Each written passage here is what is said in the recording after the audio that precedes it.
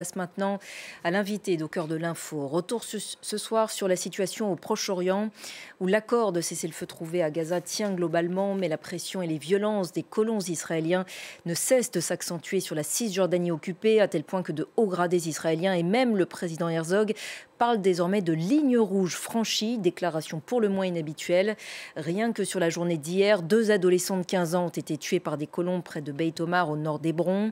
Une mosquée a été incendiée dans la ville de Deir Istia et un groupe de 200 colons a par ailleurs mené un raid contre la localité de Beit Lid, blessant plusieurs Palestiniens et détruisant de nombreux biens. De telles attaques sont de plus en plus fréquentes et violentes et se déroulent jusque-là dans un climat d'impunité quasi totale, bénéficiant même parfois du soutien tacite de certains membres du gouvernement israélien ou encore de la police. On va en parler ce soir avec Laetitia Bucaille. Bonsoir, vous êtes professeure de sociologie politique à l'INALCO, chercheuse au Centre d'études en sciences sociales sur les mondes africains, américains et asiatiques et autrice de Gaza, quel avenir, qui vient de paraître aux éditions Stock. Merci beaucoup d'avoir accepté notre invitation ce soir sur France 24. Avant de parler de tout cela ensemble, on va tout de suite faire un point sur l'avancée de la colonisation en Cisjordanie avec ce grand reportage signé Maryse Burgot. On s'en parle juste après. Des colons israéliens cagoulés attaquant un village palestinien en Cisjordanie. Ils viennent du sommet de cette colline. C'est le lieu dit Homesh, où ils sont installés. Ces colons dominent plusieurs villages palestiniens en contrebas. Homesh, symbole de l'accélération de la colonisation voulue par le Premier ministre israélien. C'est l'enquête des révélateurs. Voyez cette image satellite datant de 2021. La colline de Homesh est à ce moment-là, on le voit, peu habitée. Nous la comparons à cette autre image datant de 2023. Premier bâtiment, première construction en dur. Une route est ajoutée, mais aussi de nouvelles toiles de tente pour les arrivants. 2024, installation de nouveaux préfabriqués et de panneaux solaires. Et pourtant, cette colonie illégale d'Homesh a déjà plusieurs fois été évacuée, comme ici, en janvier 2022. La police des frontières intervient alors sur ordre du gouvernement israélien. Car ces colons sont installés illégalement sur ces terres au regard du droit international. Ces maisons sont rasées sur décision des autorités. Mais en octobre 2022, les colons déterminés reviennent et ils sont lourdement armés. Benyamin Netanyahou, le Premier ministre, accorde cette fois un permis de construire en bonne et due forme aux colons. Nous avons retrouvé celui d'Homesh. Il est daté du 23 mai 2023. Autre méthode pour s'installer durablement sur ces terres, la propagande massive, les cagnottes en ligne. Nous avons repéré des centaines de sites appelant à financer la construction des colonies, dont celle de Homesh. Adopte une ferme, dit cette affiche. Il s'agit d'aider à l'installation de nouveaux colons. Rejoignez-nous, dit cette autre. Venez faire du bénévolat pour créer une présence. Homesh a même reconstruit sa yeshiva en mai 2023. C'est une école pour étudier le judaïsme. Sur ces images que nous avons repérées sur les réseaux sociaux, beaucoup de jeunes colons. Ce centre avait été détruit sur ordre du gouvernement précédent. Récemment, en septembre, une crèche a aussi été inaugurée. Plusieurs dizaines de colons vivent désormais à Homesh. Une renaissance saluée par Bezalel Smotrich, venu en personne à Homesh. Ministre d'extrême droite du gouvernement, il demande qu'1 million d'Israéliens s'installent en Cisjordanie. Cette localité redeviendra prospère et toutes les autres autour aussi. Cette région sera riche. Nous construisons le sionisme tout en assurant notre sécurité et nous construisons la terre d'Israël. 22 colonies supplémentaires ont été récemment légalisées par les autorités israéliennes. Homesh en fait partie. 49 légalisations depuis décembre 2022. La Cisjordanie est donc devenue, au fil des ans, un territoire morcelé sans continuité territoriale. En rouge, les colonies, en bleu, les avant-postes israéliens. Les Palestiniens vivent entre ces points. D'ailleurs, désormais, ce sont les militaires israéliens qui protègent Homesh, notamment l'entrée de la colonie. Sur cette image satellite récente, nous avons repéré ce point de contrôle et un mur de protection. Il vient d'être construit.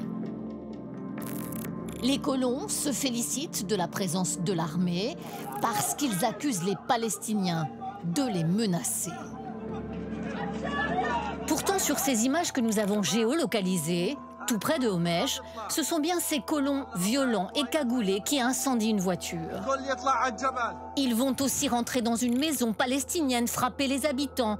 En fait, les deux camps se déchirent et s'agressent mutuellement. Une certitude, Benyamin Netanyahou assume le grignotage institutionnalisé des terres de Cisjordanie. Il affirme d'ailleurs qu'il n'y aura pas d'État palestinien, que ces terres appartiennent à Israël. Et voilà donc pour ce grand reportage de Maryse Burgot. Laetitia Bucaille, rebonsoir. Bon, on a vu pour cette avancée de la colonisation encouragée par de nombreux ministres de Benyamin Netanyahou. Revenons ensemble donc sur ces attaques de colons qui se multiplient. 74 attaques pour le seul mois d'octobre, soit une augmentation de près de 30% depuis l'an dernier. Comment l'expliquer? Alors, cette violence est croissante depuis quelques années dans les territoires palestiniens et elle était déjà présente dans les années 2000, mais il y a eu une accélération très forte à partir du moment où on a eu des ministres d'extrême droite dans le gouvernement de Benyamin Netanyahou et dont certains ministres d'extrême droite gèrent directement la Cisjordanie, en sont responsables. Donc ils laissent faire les colons, voire ils les encouragent, ils partagent la même idéologie, c'est le cas de Bezalel Smotrich et de Itamar Ben-Gvir. Donc il y a non seulement un laisser-faire, mais même un encouragement. Alors peut-être ce qui est nouveau ce dernier mois, c'est que ça intervient après le cessez-le-feu qui a été imposé par les Américains au Hamas et à Israël. Et sans doute, chez cette frange de l'extrême droite israélienne, il y a une frustration au fait qu'on ait arrêté la guerre, que finalement, il semble que la droite nationaliste religieuse doive renoncer à son plan qui était de coloniser, de recoloniser Gaza, d'occuper et de recoloniser Gaza. Et puis aussi, ce qui a été demandé par Trump, à cause d'une exigence des pays du Golfe, notamment de l'Arabie Saoudite, c'est qu'il ne doit pas y avoir d'annexation de la Cisjordanie. Or, c'est bien ce qu'espèrent ces colons Pour extrémistes. Trump, c'est une ligne rouge, c'est ce qu'il a dit. Tout à fait. C'est bien ce qu'espéraient ces colons extrémistes qui entendent bâtir le grand Israël. Donc ils essayent de pratiquer une nouvelle fois la politique du fait accompli malgré tout. Voilà, c'est une réaction à cette frustration, une forme de vengeance, de mettre de l'huile sur le feu, parce que évidemment quand on s'attaque à une mosquée, on sait qu'on risque de provoquer des réactions des nationalistes religieux de l'autre côté, du côté palestinien, puisque ça peut évidemment apparaître comme sacrilège, comme une provocation insupportable. Donc il y a suscité aussi la réaction de pays à l'étranger. Tout à fait. Donc il y a cette idée de mettre de l'huile sur le feu, de faire monter la tension, et puis de chasser les Palestiniens. C'est-à-dire que l'objectif à court et à moyen terme de ces colons et de ces actions, c'est de faire se déplacer les Palestiniens, notamment ceux qui sont dans des petits villages, qui sont dans des petites localités et dont on espère les chasser pour récupérer leurs terres, agrandir l'espace des colons. Il y a vraiment cette volonté de les pousser dehors, vers la Jordanie ou vers d'autres pays.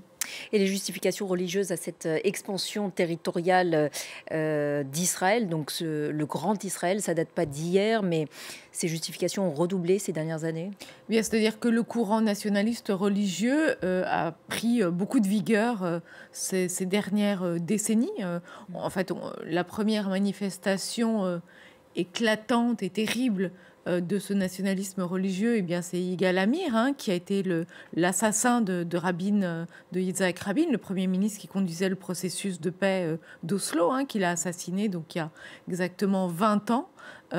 Donc ça ça a d'une certaine façon pris de court les élites israéliennes qui avaient qui se concentraient pour surveiller les extrémistes palestiniens et qui finalement n'avaient pas prêté suffisamment d'attention à cette frange extrême nationaliste religieuse qui n'a cessé de se développer, qui s'est sentie tout à fait méprisée, trahie par les accords d'Oslo et qui s'est développée et qui a fait des scores, puisque bien sûr les ministres qui sont au gouvernement sont issus de partis qui ont été élus à la Knesset. Ces attaques se multiplient aussi en ce moment parce que c'est la période de la récolte des olives, une activité que l'on sait très importante, très fédératrice aussi pour les Palestiniens, qui fait vivre plus de 100 000 personnes sur place. Là aussi, l'objectif, c'est de rendre leur vie, même économique, impossible. Oui, c'est la vie économique, c'est aussi un symbole, c'est-à-dire que l'olivier est vraiment un vecteur d'identification des Palestiniens, et même les Palestiniens citadins se donnent pour mission d'aller récolter des olives, d'avoir un petit champ d'oliviers et d'aller cueillir des olives à la saison de la récolte. Donc c'est vraiment une geste patriotique en quelque sorte. Et c'est bien ce dont il s'agit, c'est d'essayer de briser la volonté des Palestiniens à rester sur leur terre et à pratiquer des activités qui façonnent leur identité, qui représentent leur identité et leur implantation sur cette terre. Et l'accès à l'eau est également, en Cisjordanie, est également instrumentalisé ? Alors, il y a effectivement une rareté de la ressource en eau. C'est Israël qui contrôle les ressources en eau et elle est distribuée plus généreusement aux colonies qu'aux villes palestiniennes ou aux villages palestiniens qui, elle est détournée aussi parfois, qui pendant l'été souffrent de sécheresse et de manque d'eau au robinet. Donc c'est une répartition inégale qui est organisée en fait. Alors on va visionner à présent des images d'archives d'une attaque, c'était il y a presque 3 ans, attaque très violente de colons autour de la ville de Ouara. C'est votre carte blanche du jour, Laetitia Bucaille. Vous avez voulu revisionner ces images en écho avec la discussion du jour. Qu'est-ce que cette attaque a représenté ? C'était une attaque extrêmement choquante. Qui faisait suite en fait à... c'était une vengeance de colons après des actions palestiniennes violentes. Et le ministre lui-même, le ministre du gouvernement, avait appelé sur Twitter ou sur un réseau social à venger, à raser Ouara, c'était ces termes. Donc il y avait cette espèce enfin, c'est pas une espèce, c'était un encouragement franc et direct à la violence directe contre les Palestiniens. Et donc ça, ce petit village est au milieu d'un axe routier qui traverse le nord de la Cisjordanie. Et pendant des mois, en fait, il n'a pas été possible pour les Palestiniens d'emprunter cette route parce qu'elle était jugée comme trop dangereuse. C'est-à-dire qu'il se passe aussi quelque chose en Cisjordanie de récurrent, c'est que quand il y a des violences israéliennes contre les Palestiniens, souvent les mesures qui sont prises à la suite de ces événements punissent encore davantage les Palestiniens parce que souvent les militaires israéliens préfèrent, pour éviter les heurts, restreindre le mouvement des Palestiniens plutôt que de restreindre le mouvement des Israéliens. Mais là, ça complique encore beaucoup plus leur vie. Ce qu'on était en train de voir aussi, ça c'est quand même assez nouveau, depuis le 7 octobre, ça s'est passé ces derniers jours, mais ça se produit depuis plusieurs mois, c'est que quelquefois ces colons extrémistes s'en prennent à leur propre armée, s'en prennent à l'armée israélienne. Ça, c'est nouveau. Et c'est relativement nouveau, oui, c'est apparu ces 2 dernières années. Les colons israéliens, enragés après le 7 octobre, avec une envie de se venger, de punir les Palestiniens, voire se justifie-t-il, de prévenir d'autres attaques, s'indignent du fait que l'armée puisse parfois, c'est pas toujours le cas, les empêcher de s'en prendre à des Palestiniens. Et il est arrivé à quelques reprises qu'ils s'en prennent à des militaires ou à des policiers qui les empêchaient d'agir. Et là, d'ailleurs, il y avait des slogans qui ont été écrits sur la mosquée contre les Palestiniens, mais aussi contre un officier de l'armée israélienne en charge de la sécurité de la zone. Alors concernant ces dernières violences, on a vu, et c'est un fait plutôt inhabituel, le président Herzog réagir vivement, parlant de ligne rouge franchie. C'est quasiment inédit.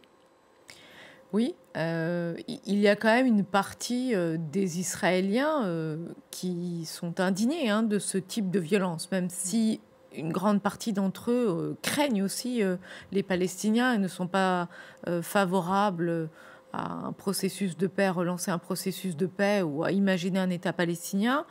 Pour autant, ces colons violents représentent une minorité dans la société israélienne. La frange extrémiste qui est souvent critiquée par la majorité, par une grande partie de la société israélienne. Cela dit, comme ils sont déterminés et que, au fond, leur objectif, ils passent leur temps à ça, à organiser des attaques, en fait. C'est une partie d'entre eux sont pas très très nombreux, mais ils sont extrêmement organisés et ils ont un plan continuel pour s'en prendre aux Palestiniens. Il y a une pression aujourd'hui des Américains sur le gouvernement Netanyahou pour qu'il contrôle ces colons. Pour le moment, elle est encore faible. Parce que là, ce qui semble, c'est que Donald Trump est surtout préoccupé à demander au président Herzog d'accorder une grâce à Netanyahou et de le libérer finalement des poursuites contre lui. Les réactions américaines, pour le moment, ont été tout à fait timides pour inciter le gouvernement à agir autrement avec ces colons violents. La Cisjordanie est actuellement, et depuis des années déjà, un véritable gruyère qui ne cesse de se creuser encore. Quelle possibilité de voir l'émergence à terme d'un État palestinien dans ces conditions ? Oui, la communauté internationale, une partie de la communauté internationale appelle de ses voeux à la renaissance de ce projet de deux États. Mais effectivement, le plus grand obstacle à la solution à deux États, c'est le fait que les territoires sont considérablement imbriqués, les populations sont considérablement imbriquées.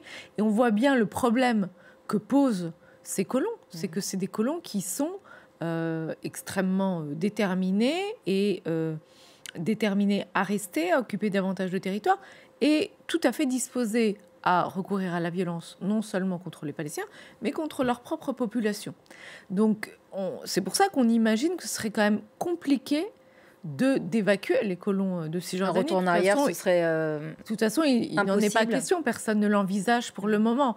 Peut-être certains colons qui sont là plutôt pour des raisons économiques envisageraient de partir avec des compensations qui les attendraient. Mais ces colons nationalistes religieux, ce sera extrêmement difficile de les faire partir. Alors, il faut imaginer quand même à un moment donné, même s'il n'y a pas deux États, et puis il peut y avoir d'autres formules. Probablement, on va rester dans une absence de solution pendant plusieurs années. Mais si à terme, on a un seul État ou bien on a une confédération entre Palestiniens et Israéliens qui réunit les Palestiniens et les Israéliens, peut-être qu'il faudra inventer des modes nouveaux de cohabitation entre ces populations. En tout cas, là, ce qui devient urgent, c'est finalement de protéger les Palestiniens des attaques des colons. Laetitia Bucaille, un mot du plan de paix de Donald Trump donc à l'issue de l'accord de cessez-le-feu à Gaza qui comporte, on le sait, beaucoup de questions très floues ou non tranchées, mais qui prévoit à terme la création d'un État palestinien, même si Benjamin Netanyahou l'a répété depuis, c'est hors de question selon lui. Que penser de ce plan ? Oui, alors effectivement, le plan est encore flou. Il dresse certaines lignes. Il dresse en fait les lignes d'un protectorat international dans la bande de Gaza, mais avec une mise en œuvre qui est assez compliquée parce qu'il faut que les Américains et les Israéliens, notamment, se mettent d'accord sur quelles sont les forces internationales qui vont venir à Gaza. Alors, on sait qu'il y a des problèmes à ce sujet, notamment les Américains pensaient que les Turcs pouvaient être de la partie. Les Israéliens le refusent parce qu'ils estiment que les Turcs sont trop liés aux frères musulmans et donc au Hamas. Quelles que soient les forces qui viennent finalement à Gaza, l'architecture de sécurité, l'architecture politique va être un millefeuille extrêmement compliqué puisqu'il faudra quand même s'entendre avec les Israéliens entendent contrôler quand même la sécurité à Gaza, hein, et entendent prévenir toute attaque, même si elle était de bien moindre envergure que le 7 octobre, ce qui apparaît tout à fait impossible aujourd'hui. Ils entendent continuer à contrôler. Donc il va falloir que ces forces internationales trouvent un terrain d'entente avec les Palestiniens, n'apparaissent pas comme des forces d'occupation palestiniens, contribuent à la reconstruction, contrôlent d'éventuelles forces hostiles, le Hamas, mais d'autres forces aussi sont présentes sur le territoire qui pourraient être tout à fait fâchées de voir ces forces internationales et les percevoir comme une force d'occupation plutôt qu'une aide pour les Palestiniens. Et puis, il faut s'entendre avec les Israéliens. Donc, ça promet d'être une architecture très compliquée, avec aussi ce comité de paix qui serait présidé par Donald Trump et par Tony Blair. Sans doute y aurait-il aussi des mercenaires à Gaza. Hein. Donc, ça reste très flou. Tout ça reste flou, mais tout ça reste... Enfin, ce qui est évident, c'est qu'il y aura une quantité de friction entre ces différents acteurs qui seront nombreux, avec un objectif à terme extrêmement flou. Hein. Donc, c'est ce que j'essaye aussi d'expliquer dans ce livre, que l'architecture, même si on se dirige vers plutôt un apaisement ou en tout cas une pacification, le fait que les armes se taisent, l'architecture qui est en train d'être bâtie est tout à fait floue sur les objectifs politiques. Or, sans objectifs politiques, ça risque de ne pas fonctionner Merci. très bien. Merci infiniment Laetitia Bucaille d'avoir répondu à nos questions ce soir.